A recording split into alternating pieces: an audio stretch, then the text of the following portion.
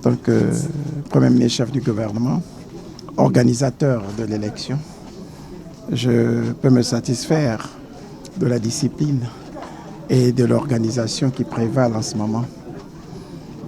Nous avons constaté que depuis le matin, les bureaux sont ouverts. Nous n'avons enregistré à ce jour aucun incident.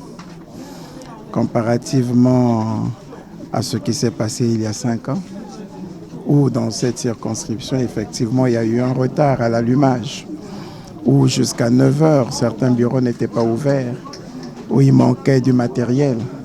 On peut penser qu'il y a une nette amélioration en termes d'organisation. Et je ne pourrais qu'en tant qu'organisateur de l'élection, me satisfaire de cette évolution. En tant que démocrate, je peux aussi me satisfaire de la mobilisation des électeurs en espérant que nous serons encore beaucoup plus nombreux parce que nous avons écouté le président de la République qui a appelé tous les Congolais à accomplir ce devoir civique, surtout pour sauver la démocratie. J'ai coutume de le dire, le suffrage universel est l'un des fondements de la démocratie et le gage le plus sûr qui nous reste pour confirmer l'ancrage de la démocratie dans notre pays. La liberté qui est donnée à chaque citoyen d'exercer librement son droit de choisir ses dirigeants est une liberté que nous devons préserver jalousement pour éviter que demain n'arrive un chenapan qui, pensant que les Congolais n'ont aucune obsession, n'ont aucune volonté, n'ont aucune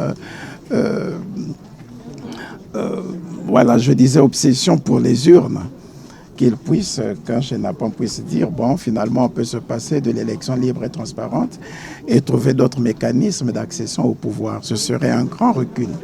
C'est pour cette raison que nous invitons l'ensemble des Congolais à accomplir ce devoir civique pour sauver la démocratie et faire en sorte que, effectivement, nous puissions confirmer le suffrage universel direct comme seul mode d'accession au pouvoir. Donc, en tant que démocrate, je voudrais me satisfaire de l'engouement et je pense qu'à ce stade, il y en aura encore beaucoup plus de nos compatriotes qui se mobiliseront pour voter et pour confirmer effectivement que le Congo est vraiment ancré dans la démocratie. Mais en tant que citoyen, en tant qu'électeur, je peux espérer que le vote se fasse en faveur du candidat de mon choix. Voilà.